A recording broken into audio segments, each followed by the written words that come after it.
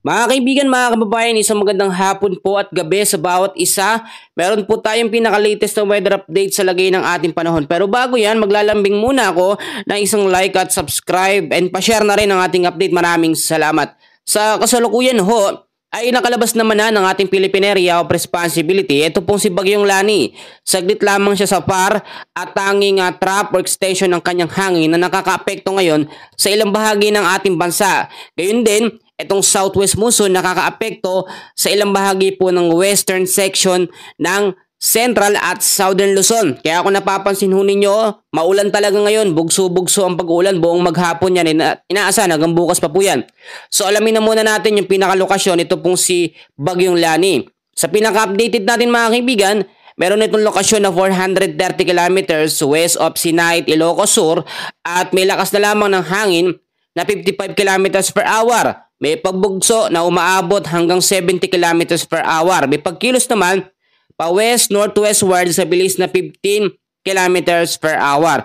So ito yung ating forecast weather condition ngayong gabi, hapon hanggang bukas po ng umaga. So sa area ho ng Ilocos Region, Cordillera Administrative Region, kasama na rin po dyan ng Nueva Vizcaya at Quirino ay patuloy po makakaranas hanggang bukas ho ng cloudy skies with scattered rains and thunderstorm dahil po yan sa trap or extension ng hangin. Ito nga pong si Bagyong Lani. So posible pa rin dyan ang pagbabaha at landslide sa mga landslide prone area.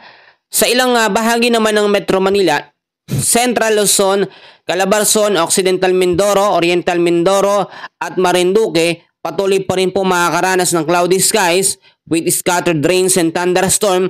Ibig sabihin nito, yung galat-galat na pag-ulan na may kasamang pagkulog at pagkidlat dahil sa habagat or southwest monsoon.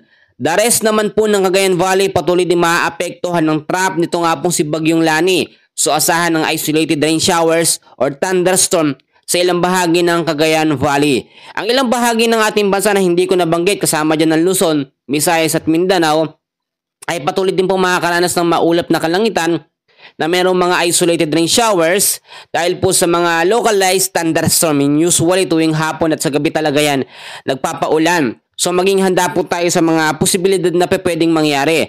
So ngayon kung titignan nyo po, etong si Bagyong Lani, isa na lamang itong mahinang bagyo at sa mga susunod na mga oras, mas lalayo pa ito. Marami nagtatanong sa atin kung meron ba agad na kasunod na bagyo. So kayo naman, nag-aabangan agad kayo ng kasunod na bagyo, hindi pa nga tayo nakaka-recover. Dito nga po sa kakatapos lamang na Bagyong Lani, ibang lugar, nakaranas na naman ng pagbabaha. So mga kaibigan, mga kababayan, upon checking sa ating pinaka-latest na update, no, wala ho tayong namomonitor ngayon na panibagong bagyo or low pressure area na possible na mabuo within the next 24 to 48 hours. Yan lamang yung duration. Pero sa mga susunod na mga araw, posibleng may mabuo po. Kung napapansin ninyo ang sirkulasyon ng habagat or southwest monsoon, mas lumakas siya. Bakit? Dahil ito kay Bagyong Lani, yung hatak ng hangin niya sumabay itong habagat. Kaya naman ang habagat ngayon ang talagang nagpapaulan ng matindi sa kanlurang bahagi ng ating bansa. Kung mapapansin nyo, mahina ang pag-uulan, makulimlim, tapos bigla na lang lalakas. Lalo na pag madaling araw, no? Kaya yung mga kababayan natin, nalalabas po sa hapon, ay ugali magdala ng payong jacket kapote, lalo na po sa araw ng linggo. Asahan pa rin natin, madaling araw pa lang po ay may mga pag-uulan na dahil po sa habagat dyan or southwest monsoon. Alam nyo, mas matindi pa ang binibigay na pag-uulan ng habagat. Kung ikukumpara natin sa mga mahihinang bagyo, mapapansin nyo, epekto lamang yan, mga ambon-ambon, maulap na kalangitan, then sa mga susunod na mga araw, wala na, back to normal na. Pero ang habagat, the more na merong mga LPA, mga bagyo sa loob, lumalakas na lumalakas yan. Kasi nga naman, parang nai-spin, no, o napapalakas yung spiral clouds niya na mga bagyo, kaya nagtutuloy-tuloy siya. Pag nakuha po ng habagat or southwest monsoon, ang kanyang momentum sa lakas ng hangin niya, doon po ay matagal mawawala ang epekto ng habagat. Pero kapag wala tayong bagyo or mga low pressure area na nasa loob ng ating PAR, hihina naman ang hihina, paunti-unti ang habagat or southwest monsoon.